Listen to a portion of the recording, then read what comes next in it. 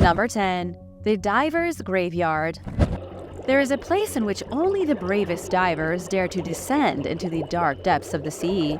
It's off the coast of Egypt, in the town of Dahab, but most people call it the Diver's Graveyard. Right off the coast of an unassuming beach is a hole in the sea. It's an underwater cavern that stretches over 320 feet deep. That might not seem so bad, but it's what's inside the hole that makes it so dangerous. The cavern is surrounded by coral and thriving reef fish. It's naturally beautiful, which is what attracts so many divers, but out of all the divers throughout the years, an estimated 200 have perished. A total of 40 deaths have been confirmed and recorded in the area, but most believe the death toll is far higher. The entrance is covered in memorial plaques that pay tribute to those who lost their lives exploring this sunken cave system. But what makes this place more dangerous than others? It's the geological structure that makes the hole so perilous. There's a shallow entrance that's about 20 feet long, and it's known as the Saddle. But after the entrance, the hole plunges straight down like a well for 328 feet. People who have dived here describe it as looking down into an underwater cathedral. The thing that really puts divers in danger is the fact that the saddle is very difficult to spot. Many inexperienced divers miss the entrance and wind up drifting down into the extreme depths of the hole. It's hard to differentiate up from down, especially when everything is blue and filled with coral. Divers often also suffer from nitrogen narcosis, sometimes called the martini effect, which causes the diver to feel as though they've had one too many drinks. Divers underestimate the immensity of the tunnel, not to mention the power of the current running through it. And as they try to climb back to the saddle, they get delirious and confused from nitrogen narcosis as they run out of oxygen. In 1992, technical diver Tarek Omar began to explore the hole, but much to his dismay, he kept finding bodies. And as he continued to pull more and more corpses from the diver's graveyard, people started calling him the Bone Collector. And now for number 9. But first, it's shout-out time! I want to give a huge thank you to Toddzilla Simon for the generous super thanks. Thank you so much! And if you are new here, be sure to subscribe to join the Origins Explained family. Number 9. Audrey Mester. In 2002, Audrey Mester was a champion freediver. The French woman was so confident in her skill that she attempted to break the world record for freediving. So, on October 17th, Audrey took a massive breath and dove into the water. She descended 561 feet without so much as an oxygen tank. All she had was the strength of her lungs. But sadly, the 28-year-old champion never made it back to the surface alive. She blacked out underwater and passed away. The dive took place on a Saturday in the deep waters near La Romana in the Dominican Republic. Audrey wasn't by herself, and she certainly wasn't without equipment. She was attached to a heavy weight, which itself was mounted to a steel cable. This was what allowed Audrey to reach the proper depth. The record she was trying to break was for no limits diving, a record that was 531.5 feet at the time. And who was the record holder? It was Audrey's own husband. Francisco Ferreira smashed the record in January 2000, and between the two of them, they were the most famous freedivers in the world. Francisco and Audrey were a serious power couple who just kept on pushing the boundaries of what the human body can do in the water. Sadly, though, Audrey didn't even get close to beating the record. She blacked out at 300 feet, just over halfway to her intended depth. The safety diver who was there to witness her attempt activated the emergency inflatable device immediately. Audrey was then rushed to the surface in an inflatable jacket, but unfortunately, there was nothing anybody could do. Francisco desperately attempted to revive his wife. He gave her mouth-to-mouth resuscitation, but it was to no avail. She was only supposed to be down and up again within 3 minutes, but Audrey spent 9 minutes under the water. This kind of accident happens a lot more than people realize. According to ABC News, an estimated 100 free divers perish every year while participating in the deadly sport. Divers say that being down in the depths gives them a sense of euphoria. They say the experience is like being in outer space. Number 8. Josh Bratchley. In April 2019, an experienced British diver was exploring the underwater Mill Pond Cave in Nashville when he went missing. And let me tell you, the last place you want to go missing is in an underwater cave. The diver was identified as Josh Bratchley. If you recognize the name, it might be because he earned international recognition in 2018 for his bravery. Josh was one of the elite divers who helped rescue the soccer coach and 12 boys who got stuck in a flooded cave in Thailand. It was somewhat ironic then that the year after, Josh was involved in a dramatic rescue operation inside another flooded cave, and he too became stuck in a similar situation. Even with all his special training, he still got lost in the darkness. But he at least made it out alive. At 6:00 p.m., just hours after Josh was reported missing, a team of trained divers went in to save him. An hour later, Ed Sorensen from Florida and other members of the team came out of the Mill Pond cave with Josh alive and breathing. Sorensen said finding Josh was extremely difficult. Mill Pond Cave is beyond dangerous, and the guideline Josh had been using was broken. The guideline is the string through the maze that divers use to find their way back to the surface. But when that snaps, it can be impossible to find their way back out of the twisting corridors of the underwater labyrinth. Divers found Josh hiding in an air pocket, and one of the first things he said when rescuers came upon him was, "I'm not used to being on this end of a rescue." But Josh exited the cave in good health and surprisingly good spirits. He had an excellent sense of humor considering he almost lost his life in the cold underwater tunnels. Number 7. Chris Lemons. An oil rig repair job went horribly wrong when a diver's air cord snapped. The diver ended up spending over 30 minutes stranded in the North Sea with no access to oxygen. The diver was Chris Lemons, a British diving expert who specializes in underwater maintenance. He was 330 feet beneath the surface in 2012, working on the bottom of an offshore oil rig. During jobs like these, it's important that the diver and the support ship on the surface be perfectly in sync, but in this instance, something went terribly wrong. The support ship suffered a system failure. It was a total system shutdown, which caused the ship to drift off into the sea. Chris and another diver named Dave Uasa were helplessly dragged along with the support ship since their lifelines were tethered to it. Chris's cord got snagged on something, and it stretched, eventually causing it to snap before Dave was able to rescue him. As you can likely imagine, the snapped cord was extremely important. Not only did the cord provide oxygen for Chris to breathe, it also had his power supply on it. The cord provided the power for his headlamp to see where he was going, and it was also the only way he could communicate with the support workers above. Without it, Chris had 5 minutes of oxygen left and couldn't see his hands in front of his face. He couldn't even communicate with anyone to tell them where he was or to give his status. According to what Chris Lemon said, he accepted that he was going to die. He had 5 minutes of oxygen in his suit, but his crew wouldn't be able to reach him for 30 minutes. Thinking quickly, Chris decided to use his limited oxygen to scale the structure he was working on. He managed to reach the top of the structure, but there was nowhere else to go because it didn't extend out of the water. He then realized he was about to die and accepted that there was no hope for survival. It's not exactly clear what happened next. Chris blacked out as he ran out of oxygen to breathe, and when his crew finally reached him 30 minutes later, they expected him to be stone cold dead. But miraculously, Chris survived. It's believed the limited oxygen in his suit was in such high concentration that it saturated his tissues and permeated his cells. He woke up confused on the surface after someone gave him CPR, but just 3 weeks later, he was already back at work diving again. Would you go back to work that fast? Or would you pack up the dive tank and retire? Let us know what you would do in the comments below, and while you're at it, be sure to subscribe. Number 6. Michael Packard.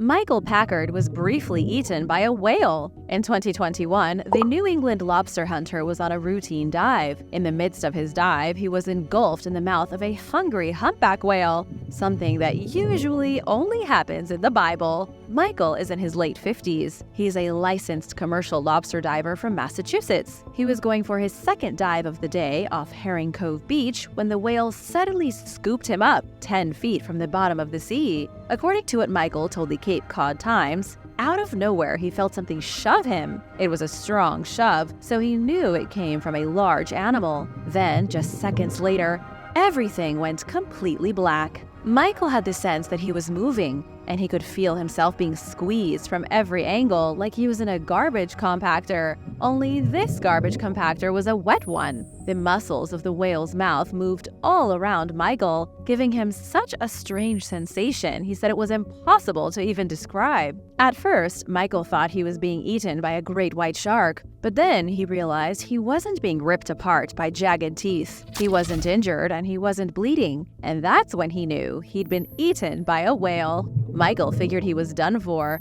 and there was no getting out of it. For 40 long seconds, all he could think about were his teenage boys, who were 12 and 15 at the time. Then, when the end seemed certain, the whale spat Michael out, and he was perfectly fine. First, he saw light. Then he felt a great release as he was ejected from the mouth of the monster. Whale experts say this was nothing more than a freak accident. Humpbacks aren't usually aggressive towards humans, or any other animal for that matter. Duke Robbins from the Center for Coastal Studies in Provincetown said the whale likely scooped Michael up by mistake. Can you imagine if this happened to you? Let me know in the comments. Number 5. Heidi Ernst.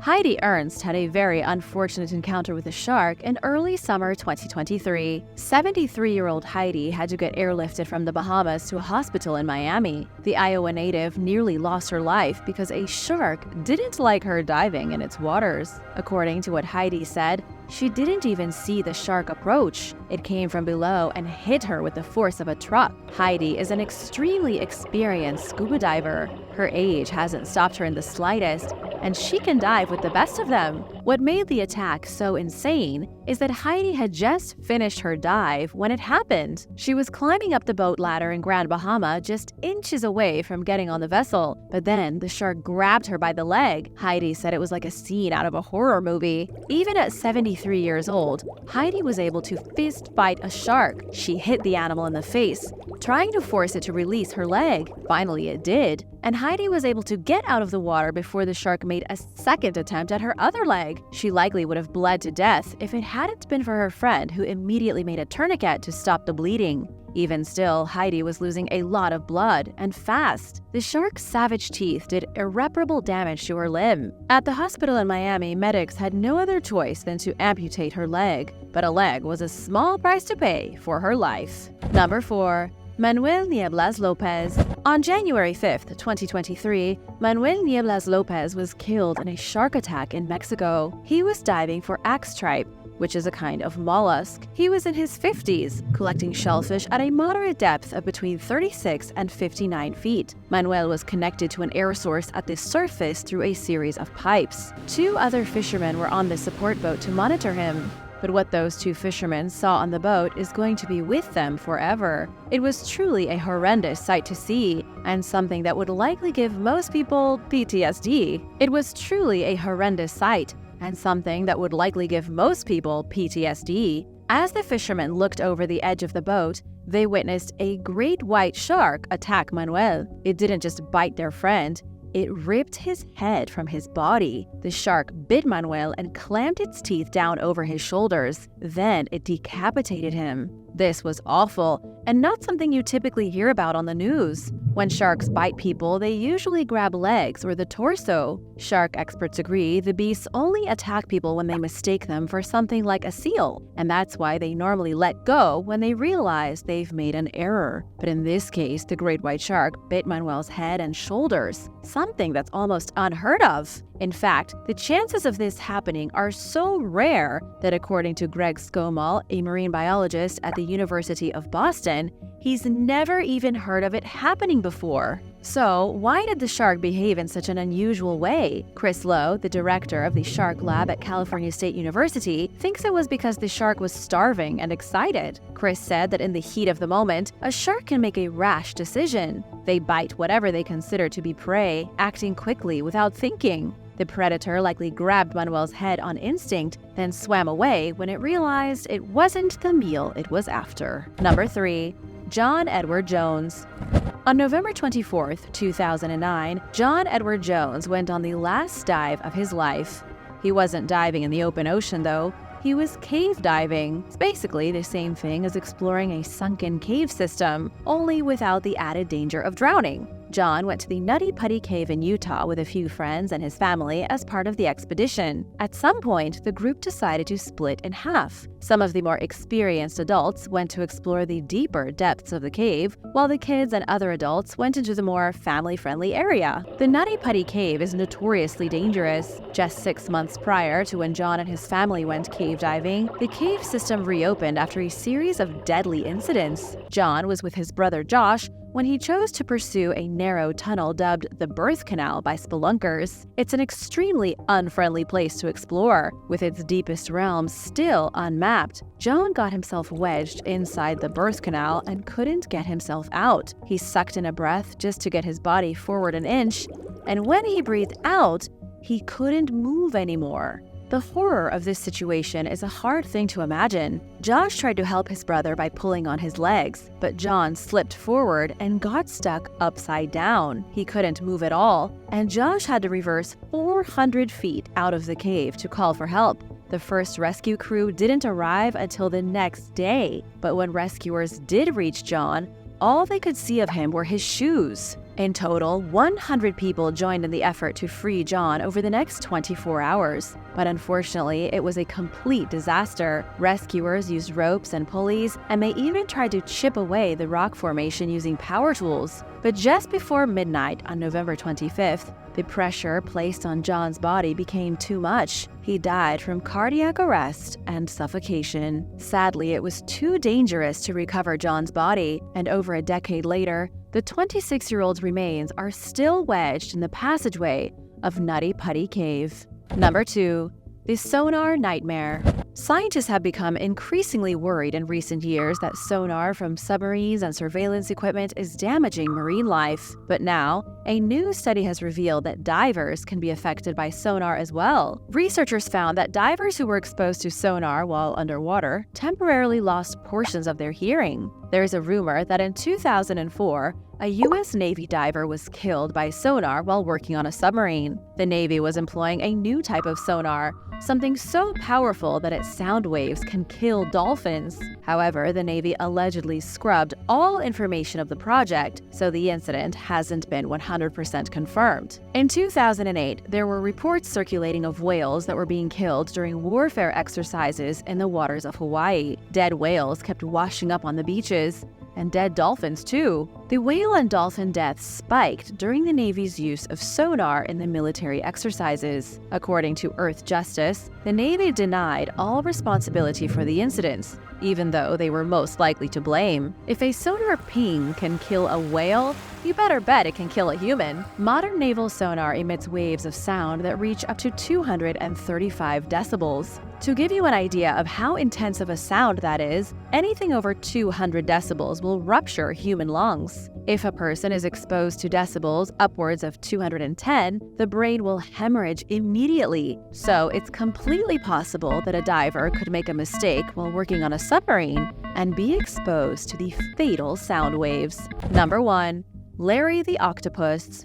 A territorial octopus, who goes by the name Larry, recently strangled a diver 40 feet beneath the surface of the water. Footage of the unusual attack was captured in Canada. Michael Marcotte and Stuart Selden submerged off the coast of British Columbia on a mission to discover an octopus. The mission was a huge success, placing them within arm's reach of a giant Pacific octopus. The giant Pacific octopus is the biggest species of octopus anywhere in the world. They can grow to over 30 feet across, making them real monstrosities of the deep. These things are also highly intelligent creatures. They can complete complicated tasks, and they can even solve mazes and open pickle jars. They're also fearless carnivores who sustain themselves on a diet of shrimp, lobster, and fish. Not only do they have vicious beaks to rip and tear apart their victims, but they are also venomous. They have venom so potent that they can paralyze their victims before devouring them. The 8-tentacled alien seemed happy to see the divers at first, but then things started to get weird. The massive octopus swam close to Stuart and wrapped its tendrils around his camera gear.